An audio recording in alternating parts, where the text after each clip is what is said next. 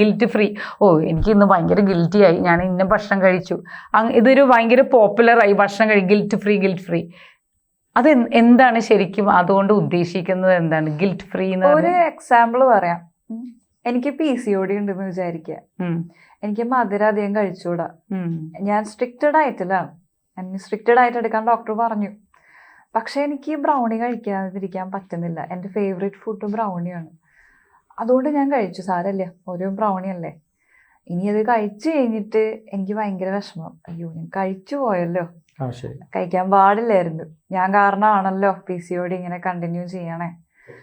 അപ്പോ ആ ഒരു പശ്ചാത്താപം വരാതെ ഹെൽത്തി ആയിട്ട് ടേസ്റ്റി ആയിട്ട് ഭക്ഷണം കഴിക്കാൻ പറ്റണം. അവിടെയാണ് അതൊരു സൊല്യൂഷൻ. അവിടെയാണ് ഈറ്റ് ആൻഡ് ട്യൂൺസിന്റെ സൊല്യൂഷൻ. പച്ച മലയാളത്തിൽ പറഞ്ഞാൽ സ്വാദിഷ്ടമായ ഭക്ഷണം ഹെൽത്തി വേ. അതെ, അതാണ് സംഭവം. Eat and tunes.